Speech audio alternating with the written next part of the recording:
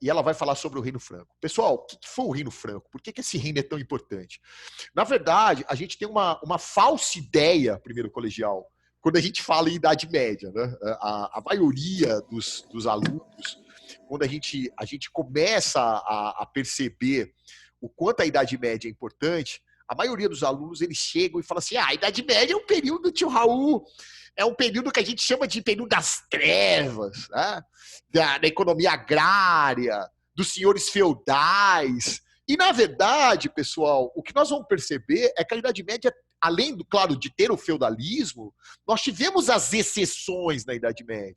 Ou seja, a Idade Média não é só o que a gente chama de 1000 anos de escuridão, 1000 anos de trevas. Aliás, esse conceito renascentista de 1000 anos de escuridão, de trevas, essa imagem pejorativa que nós temos da Idade Média é uma imagem errada. É errôneo você pensar dessa forma. Tá? Não é correto você imaginar dessa forma. Então, o que eu quero que você entenda? A Idade Média, ela tem, na verdade, a sua formação, e eu quero até colocar isso no mapa para você lembrar, que quando o Império Romano caiu. Tudo isso que você está vendo colorido aqui no mapa, desde essa parte cinza do meu cursor, até essa parte colorida que você está vendo a oeste, tudo isso, primeiro colegial, era o Império Romano. Só que o Império Romano vai cair, como todos os outros impérios caíram. E eles caíram por quê? Tio Raul, por que mesmo o Império Romano caiu? Porque os bárbaros invadiram. Então, aqui, à sua esquerda no mapa, ou seja, a oeste, você está vendo os reinos bárbaros. Cada um desses será um reino bárbaro. Ostrogodos, visigodos, lombardos, anglo-saxões, tem vários. E essa parte cinza que você está vendo aqui é a parte do Império Romano que não caiu. Essa Roma que não caiu vai ser a civilização conhecida como civilização bizantina, que vocês já estudaram comigo, ou Império Romano do Oriente. É toda essa parte aqui que você está vendo no cursor que não caiu. Tá? Já esse lado aqui, ou seja, professor Raul, o oeste da Europa, onde está a Península Ibérica, a Península Itálica, a França, a Alemanha, tudo isso virou feudo, virou reinos bárbaros. É isso que eu quero que você entenda. Tudo isso virou o reino bárbaro. Então, o que nós vamos começar hoje é um reino bárbaro, porque eu mostrei a imagem de um rei bárbaro sendo coroado e, ao mesmo tempo, convertido ao cristianismo. Repare, é um membro da igreja que está diante dele. Então, esse é o ponto-chave para você entender essa aula. Qual a localização do Reino Franco, esse reino bárbaro? Ele está localizado onde hoje é a atual França e a Alemanha. Tá? São países, professor Raul, um ponto extremamente estratégico na Europa. E eles vão ter como fundador um homem chamado Meroveu. E como unificador, que vai unificar todo esse reino, um homem chamado Clovis. Foi, inclusive, Clovis que converteu-se ao cristianismo, ao catolicismo. Ele foi o primeiro rei bárbaro que virou católico, que virou cristão. E isso vai ser uma vontade da Igreja Católica. A Igreja Católica queria que os bárbaros se convertessem ao cristianismo. Então, é aí que você tem claramente o que era o reino bárbaro aqui. É toda essa parte que você está vendo em laranja, tá? Parece um begezinho aqui, ó, Reino dos Francos. Isso aqui era o Reino Franco, tá? Isso aqui era o Reino Franco. Então, a primeira questão que eu quero que você entenda nessa aula é a seguinte. O Reino Franco, pessoal, ele tem uma característica bem interessante. Qual é? Essa situação que eu estou passando, dessa localização da Gália, do Meroveu, do Clovis, dessa primeira dinastia que vai sendo formada, que é a dinastia merovingia, ela acontece em um contexto bem interessante. A dinastia merovingia, ela está na Europa em uma época, então você imagina, o Império Romano caiu, tem um monte de reinos bárbaros sendo formados, e ao mesmo tempo que a dinastia está acontecendo, século 4, 5, 6, 7, 8, nós temos uma civilização que está crescendo na Idade Média. Que é essa civilização aqui, ó, que você já viu comigo na última aula, que é a civilização islâmica. É uma civilização que crescia demais, tá? Ela estava expandindo demais. Então, o Império Islâmico estava saindo lá da Arábia, passando todo o norte da África e chegando até a Espanha. Então, no século VIII, o Império Islâmico estava enorme. Ó, segue o raciocínio. O Império Islâmico estava invadindo um monte de locais e ele estava tomando a Europa igual tomar doce de criança. Ele chegava... Por quê? Porque a Europa era tudo bárbaro. Era fácil você conquistar. O Império Islâmico estava crescendo no norte da África e entrando pela Europa através da Espanha, ou seja, pela Península Ibérica, de uma forma muito rápida. E a Igreja Católica ligou o sinal de alerta. O que é ligar o sinal de alerta? Nós precisamos de um reino forte, que possa barrar essa expansão do islamismo. É aí que nós vamos ver o Reino Franco. Por isso que eu destaquei nesse mapa aqui, ó, Reino dos Francos. Você está vendo essa linha aqui preta que eu coloquei na divisa com a Espanha? Foi o máximo que o que você conhece como expansão do islamismo aconteceu. Então, o contexto era esse. Qual o contexto, tio Raul? Nós tínhamos o contexto da Alta Idade Média de uma expansão islâmica que atingia o norte da África e a Península Ibérica. E essa expansão era uma ameaça à Igreja Católica Romana. Ela precisava de um reino forte, porque só os povinhos bárbaros não conseguiriam barrar uma civilização tão forte como era a civilização muçulmana, ou também chamada de islâmica. Então, o que eles fizeram? Essa ameaça à Igreja Católica, existiu a necessidade de um reino bárbaro forte para barrar essa expansão. E qual foi, pessoal, esse reino bárbaro capaz de barrar essa expansão? Foi justamente o Reino Franco. Vai ser ele que conseguirá barrar essa expansão. Só que o Reino Franco, pessoal, tem duas dinastias, tem duas famílias. A primeira dinastia, que é a Merovíngia, e a segunda dinastia, que é a Carolíngia, que é a que todo mundo mais conhece. Por isso que nessa aula, muitos professores chamam de o Império Carolíngio. Mas, na verdade, o Império Carolíngio é uma família da dinastia, ou uma dinastia, do reino maior, que é o Reino Franco. Entenderam isso? Então vamos começar? Então, vamos ver as duas dinastias. É assim que a gente estuda o Reino Franco. Vamos ver as duas dinastias. Começando com a dinastia Merovíngia e depois passando para a dinastia Carolíngia. Vamos começar com a dinastia Merovingia, tá? Merovingia, muitos alunos perguntam, por que esse nome, tio Raul? Merovingia vem de Meroveu, que foi o cara que começou todo esse processo da fundação de todo o Reino Franco. Foi ele, por isso, Merovingio. Então, Merovingio designa desse nome. Os reis da dinastia Merovingia, os primeiros reis, eram reis bárbaros. Gente, um rei bárbaro, ele não tinha noção do que era um exército hierarquizado, do que era um império. Então, quando a dinastia Merovingia começou lá no ano de 481, o que nós vamos perceber? Que esses reis não sabiam governar de forma clara, como o antigo imperador romano, ou como o imperador de uma civilização bizantina, ou mesmo como um líder da civilização muçulmana. Ele não sabia. Então, esses reis são chamados de indolentes. Por que eles são chamados de indolentes, tio Raul?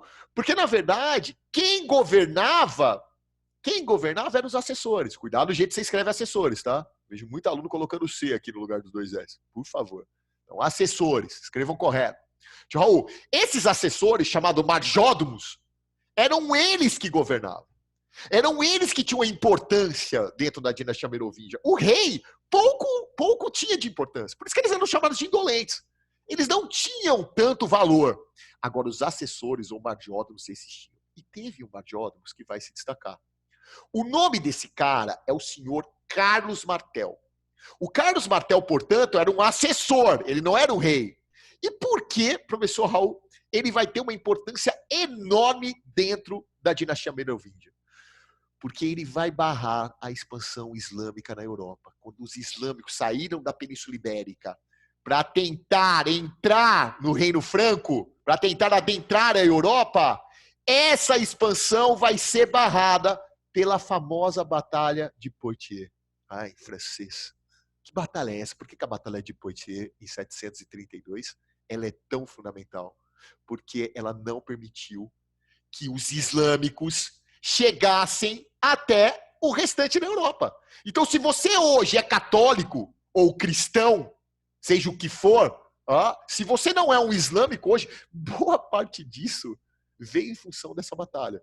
A Batalha de Poitiers, ela barrou a expansão islâmica na Europa e transformou, você pode até imaginar, né? O Carlos Martel virou uma unanimidade. Esse assessor criou, e como ele ganhou essa batalha dos árabes, dos islâmicos, ele ganhou o status de um imperador. O cara é demais, apesar dele não ser o rei nem o imperador, ele ganhou esse status. Tanto é verdade que o filho do Carlos, chamado Pepino, sim, por incrível que pareça, olha o nome do cara, Pepino o Breve, era o apelido o Breve. Tio Raul, este homem vai se transformar no primeiro rei a dar início a uma nova dinastia. Em homenagem ao pai, ele vai chamar, que chamava-se Carlos, vai se chamar Dinastia Carolíngia, ou simplesmente conhecido Império Carolíngio, que vai de 751 até o ano de 843. Então entendam, esse cara chamado Carlos Martel é que vai ser o responsável por essa nova mudança. O filho do Pepino já pega uma dinastia toda feita, uma nova dinastia. Quem era o filho do Pepino, tio Raul? Carlos Magno. Carlos Magno era o quê do Carlos Martel? Ele era filho do Pepino Breve e neto de Carlos Martel. Esse homem é o homem mais cobrado junto com o avô, ou seja, os dois Carlos, o Carlos Martel e o Carlos Magno, são os dois nomes mais cobrados dentro de perguntas sobre o Reino Franco. Você tem que guardar isso. Tem que guardar. O que o Carlos Magno vai fazer? Ele foi o maior imperador dentro da dinastia carolíngia. Né? O Carlos Magno ele vai ser o auge, por isso que eu coloquei aqui no esquema certinho para você. Ó. Ele foi o auge, ele foi o apogeu, ele foi o máximo. É ele que vai fazer o processo que a gente chama de renascimento carolíngio. O que é isso, tio Raul? Foi um momento tão especial na Europa, porque enquanto os vizinhos do Reino Franco, se você olhar esse mapa aqui, ó, os vizinhos do Reino Franco, então os boêmios, morávios, croatas, eram tudo feudo, pessoal, tudo analfabeto. Não existia quase nada de educação. O Reino Franco não. O Reino Franco, no reinado do Carlos, vai ter o Renascimento Carolíngio, que é o incentivo à cultura. Ele construiu escolas. Era, na verdade, no meio de um monte de feudo, eles eram, na verdade, um império. A dinastia carolíngia foi um império, foi forte. E ela impediu esse avanço islâmico, foi fundamental. E o Carlos Magno faz uma expansão territorial muito curiosa. Ele vai expandir do sentido norte-sul. Ele vai lá dos saxões, lá do Mar do Norte, até a Península Itálica, até a região da Lombardia. Repare aqui, eu coloquei aqui no mapa, ó, o que está em cor de rosa, foi onde eles anexaram. Ó. Então, o Reino Franco originalmente é o que estava na cor amarelinha, aí parece um bege, depois ele vai conquistando. Ó. Chegou ao Mar do Norte, a divisa também com o Mar Báltico, que eram os saxões, e depois a região da Lombardia, na Itália. Então, repare, e até a divisa com a Espanha, que é a marca de Espanha, que é a divisa com a Espanha. E olha o tamanho que ficou esse reino. O Reino Franco ficou desse tamanho durante a dinastia carolíngia. Poxa, era maravilhoso. Só que ao mesmo tempo que ele crescia, ele tinha um problema. E eu vou te explicar qual que foi o problema do Carlos Magno. Ele crescia primeiro colegial, mas ele ao mesmo tempo tinha dificuldades de governar um império tão grande. Foi aí que ele cometeu um erro. E eu vou te explicar que erro foi esse. O erro de Carlos Magno foi que nesse crescimento que eles fizeram, do Mar do Norte até a Península Itálica, ele não conseguiu administrar sozinho. Então ele vai dividir o império, tá vendo o que eu coloquei aqui, ó, no esquema, ó, divisão do império em partes administrativas chamado marcos, condados e ducados. Na verdade, você já até conhece esse nome, né? Marcos, condados e ducados, essas divisões que eles fizeram, vai dar origem aos nobres. Marqueses, condes e duques. Ou seja, ele descentralizou o poder e cavou a própria cova. Porque esses mesmos marqueses, condes e duques, com o passar do tempo, vão deter mais poderes e vão criar os seus próprios reinos. Tá? Então, essa divisão administrativa, apesar de ter até um fiscal, que era o missi dominis, para angariar isso, ela acabou não tendo uma finalidade clara. Foi o tiro do pé. Ou seja, professor Raul, ele acabou com a dinastia carolíngia. Tanto é que o filho dele já não tem mais como sustentar tudo isso. O filho de Carlos Magno, chamado Luís, ele ganha até um apelido carinhoso da história, porque ele chama-se O Piedoso, justamente por que o Piedoso? Porque é o último desses reinos. Tá? É o último a fazer essa questão de expansão. Ele não tem mais como manter todo esse processo de expansão que o pai fez, e ele vai fazer o famoso Tratado de Verdun. Pelo amor de Deus, a pronúncia não é Verdun. Tá? Você não tá, em francês faz biquinho Verdun. É diferente do alemão que fala não, o alemão fala gritado. O Hitler falava dessa forma. O Tratado de Verdun é o contrário. O Tratado de Verdun, ele é o contrário do que o Carlos Magno imaginou. Ele vai pôr fim, né, ao Reino Franco, fim à dinastia carolíngia, quando justamente Luís divide com os filhos dele, fazendo a França Ocidental, que vai formar, na verdade, grandes feudos. Né? A França Ocidental com Carlos o Calvo, que é onde hoje é a França, Lotário com a região de Lotário ficando ao filho Lotário, e a França Oriental ficando com Luís o Germânico. Isso significou o fim do Reino Franco. Então, esse reino tão próspero que você viu aqui nesse mapa vai acabar, no final, se transformando nisso que você está vendo, nas 3 partes que você conhece. Luís Germano, Lotário e Carlos, cada um ficando com a sua parte e acabando dessa forma com o famoso Reino Franco e com a famosa dinastia conhecida como dinastia carolíngia. O que é importante dessa aula? Né? Às vezes você viu todas essas informações, eu carreguei um monte de dinastias e você não gravou o que é o importante. O que é mais importante dessa aula, pessoal, é você justamente visualizar qual a importância desse reino para a história. Qual foi a importância desse local para a história? Eles não permitiram o avanço islâmico na região.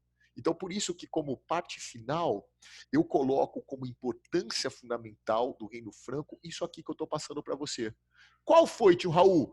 A importância primordial foi, primeiro, barrar a expansão do islamismo na Europa. Então, barrou a expansão islâmica na Europa.